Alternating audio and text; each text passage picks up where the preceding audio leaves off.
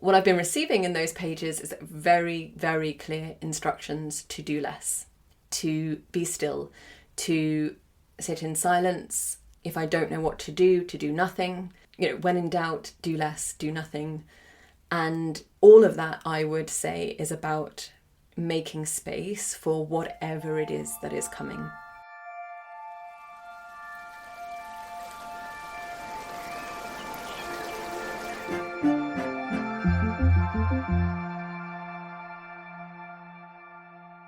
Welcome to the Regenerative Work-Life Podcast. My name is Alyssa Murphy, and this podcast is a space where I reflect on what it means to pursue work that actively brings us more life, brings us more closely into alignment with life, and brings life to all of those around us, human and non-human. Essentially, this is a place where I explore what it means to live and work regeneratively. And today I'm going to talk about the first and most essential component of pursuing a regenerative path or making change with any kind of regenerative lens.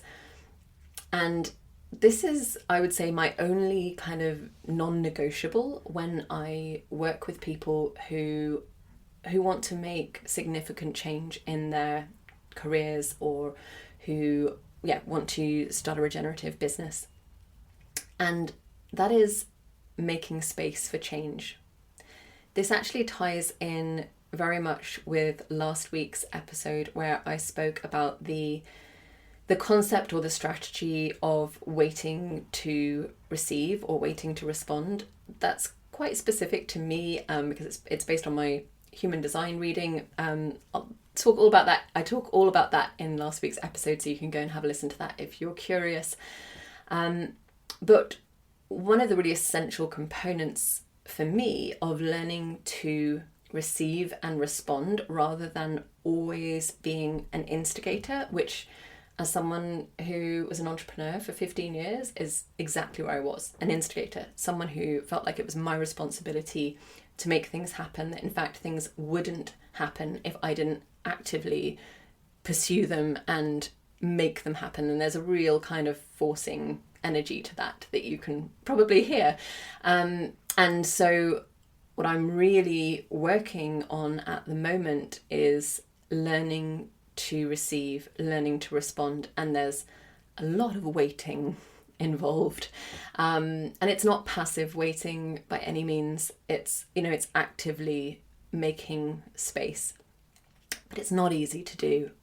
Not for me, not for my personality type, and I've been really getting a lot of for want of a better word, downloads. So I have a morning pages practice, which was originally inspired by Julia Cameron and The Artist's Way and her morning pages. And then I've kind of mashed that up with Elizabeth Gilbert's Letters from Love and developed my own practice where essentially I have a kind of one full page to just kind of vent everything that I'm feeling and thinking, and then one page where I receive words from something outside of myself. Let's leave it at that. And what I've been receiving in those pages is very, very clear instructions to do less, to be still, to sit in silence. If I don't know what to do nothing. When in doubt, do less, do nothing. And all of that, I would say, is about making space for whatever it is that is coming. And again, what's really hard about that is I feel like maybe I could do it if someone could make a guarantee, please. If someone could guarantee me that there's going to be something really good coming at the end of it, that this is going to be a worthwhile investment, that this is an efficient way of exploring the next chapter of my work, my practice, my business, then I feel like I could really commit. But of course, my friends, that is not how this works.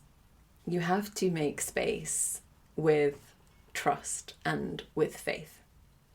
And I think that is why so many people don't do it or really, really struggle to do it, because you are making space for something that you cannot see. You are making space for something that is completely undefined, and you are choosing to trust that it is coming.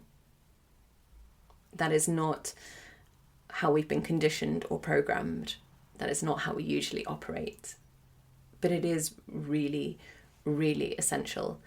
And I've seen from my own experience with clients the difference between those clients that really make space for change in their work life, who understand that change is their work for the period of time where we are together, who are devoting hours a week to doing this, and not in a sort of, hours to write the business plan, hours to do the marketing. That will come with time. But in the beginning, it's just hours to be with it.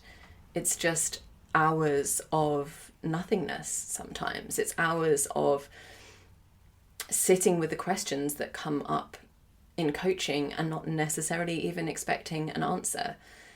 It takes quite a lot of personal discipline to do. But I get to see firsthand just how much difference that makes. And if you contrast that with clients who are very busy, who want the change, absolutely, whose heart is in it, but aren't able to find that space. And then therefore they're squeezing the change into the little pockets of time that they can find within their sort of old work-life existence. And it just doesn't happen that way. It doesn't happen in an hour every week or two. It doesn't happen even in the same physical space. That's a really, really important dimension of this. And, if you want to feel the difference quite quickly, go to a different space. I was doing a wild coaching session with somebody a couple of weeks ago who walked in nature regularly but had never done coaching out in nature, and absolutely loved the experience. Had a lot of insights from that session. And one of the things that came up with in that session for her was, she's like, I need to come here to do my work. Like, why am I doing my work at my desk?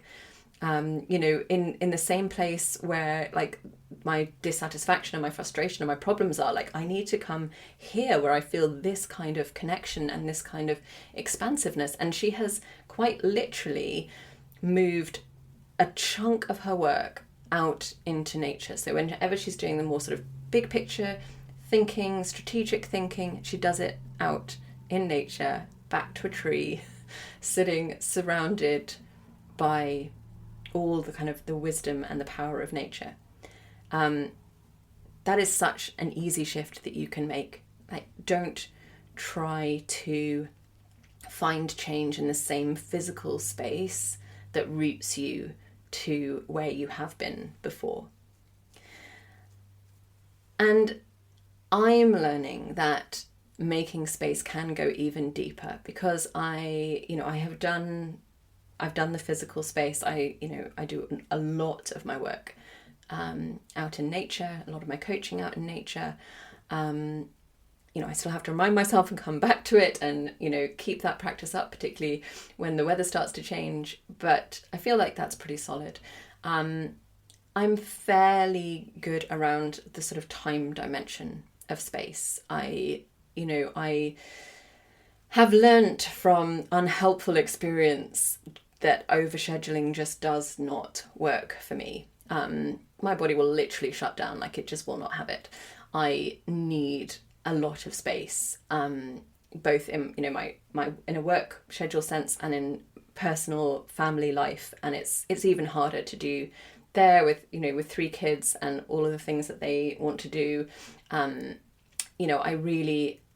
have to work hard to make space, and I have to say no to a lot of things, and that's not easy. But I feel like I have I certainly have the awareness of that, and it's my intention to make as much space in a time sense as possible. But I'm learning that there is a sort of deeper dimension to it, which is really internal space. So some of the things that I've been receiving in my morning pages are very clear instructions around being extremely conscious about the content that I'm consuming, and really reducing that to a minimum. And this is really about, because you cannot listen for your own wisdom or guidance, or the wisdom or guidance of something beyond yourself, a sort of spiritual guidance. You cannot do that in a crowded internal space. And most of us are used to consuming an extraordinary amount of content. And hands up, like, that's absolutely me. Like, I am, by no means, I'm not even close to where I want to be on this. I'm still struggling every day with phone addiction. I get caught into the vortex, and before I know it, huge amounts of time has passed and I don't even know what I'm doing. And there's also a sort of a more on the surface kind of constructive version of this, which is, I love to learn, I love to be exposed to new ideas, new people, new ways of thinking. But that is also content consumption. That is also taking up a lot of internal space. And I think, I see quite a lot of people who are very conscious about kind of social media consumption, for example, but are quite addicted actually to learning new philosophies, doing new courses, learning about different modalities. And there's nothing wrong with that at all. But I just invite you to be really conscious about how much of that you're consuming, and whether right now is the time when you need to be consuming that. Because I believe that a regenerative path in life and work starts with inner work, and it starts with ourselves, and listening more deeply both to ourselves and to building our connection with nature around us, and whatever specific expression of that feels right to you. It requires quite a lot of peace and quiet and stillness. And then where I am is that there's even another layer beneath that, which is realizing just how noisy my own mind is, just how relentless my thoughts are. And how can I possibly have space when my mind is constantly telling me all the things that I haven't done, should be doing, could be doing, things that could be improved and fixed and changed, connections that I can see. It's, I'm a naturally very creative person. I'm a natural problem solver, but it can be really, really exhausting. And I think for most of us, I don't think I've met anyone who has a lot of internal space from their own thoughts. And, we really, really have to work at cultivating that. So you can see that space is it's a very layered concept. And, and you probably have to flow between each of these different areas and come back to them at different times. But the really kind of essential point here is that if you are at a point of change, if you are desiring change, and even if you feel like it is happening for you, actually, the space part is just so essential. You have to make space for it to happen. You have to make space. Most of us will not experience it. It just will not happen unless we make space. So just be really honest with yourself. Are you making space for the change that you say you want? Because it might just be that simple. That might be the block for you, that you are just not making enough space for it. And even if you do feel like there's some momentum and you can get to it through your kind of busy way of being, you're kind of always on, you're always active, like this is where I have been. This has been my journey of thinking that I am getting there. in my doing way, in my active pushing, making it happen kind of energy, and then realizing that it was just a sort of a variation of the same thing. I know that's not extremely clear, but maybe that resonates for you. You know, if you're in a corporate job and you are really tied into corporate modalities, and this is what I see a lot when people come to me at that stage, and even the way they talk, it's so dehumanized, it's so it's just full of corporate speak, it's full of sort of, I don't know, efficiency and depersonalized, sanitized. It's, you know, it's those, that sort of corporatization is so deeply embedded in them. If you pursue the next stage of your work with that same mentality and that same language and that same sort of, you know, back to back, relentless doing all the time, making it happen, pushing for things, you might find change, but I don't believe it will be the change that you are really seeking. I think you will find something incremental, and fundamentally your dissatisfaction will remain. So I guess I'm really inviting and perhaps a little bit imploring you to take this concept seriously of making space.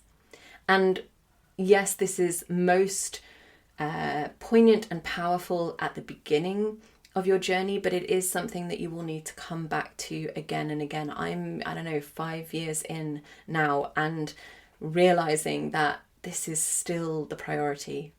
Making space is the work, it is the priority. It creates expansiveness, it creates possibility, and most importantly, it allows for us to co-create with something beyond ourselves. And whether for you that is with nature, with God, with the universe, with community, it doesn't really matter, but the co-creation part is so important. This isn't an individualistic experience. And we aren't meant to do this on our own, and we aren't meant to be the drivers all the time. That has not worked well on the whole for humanity. Co-creation is necessary, and co-creation requires space to receive and connect. Okay, there it is. I hope that this reflection has been helpful to you. I hope that something has sparked or resonated, and if you want a sort of a concrete takeaway, then I invite you to think of just one way in this next week that you are going to make more space, whether that's time or physical space, whether that's reducing the content you consume, whether that's finding really deep internal space inside your own mind.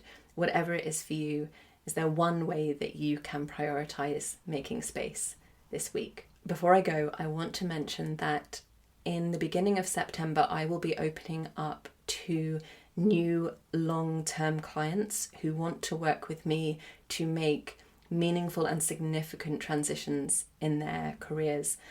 And I have this idea, which I really love, of starting with a small group of clients at the same time. So this will be one-to-one coaching, typically for a period of 6 months, focused on a specific outcome or goal, for example, launching a regenerative business, but with a lot of openness as to the path that will get us there. But I love the idea of potentially starting with a group of people at the same time, so that there is the possibility for us to build community into that work, so that you can connect with other people who are doing that one-to-one coaching at the same time. And if everyone is starting at a similar time, there's a strong likelihood that similar topics or themes or challenges will be coming up, and I would love to be able to connect you with each other so that you can have that connection and community alongside the one-to-one coaching with me. So that is the possibility I'm opening up to from September. And if that is something that you would like to discuss and explore with me, reach out and we'll set up a call and we'll just talk it through together and see if that feels right for you. So you can reach me at Alisa, ALISA, at regenerativeworklife.com, or you can go on the website, and I'd love to speak to you. Right, that's it, and I'll see you back here on the podcast next week.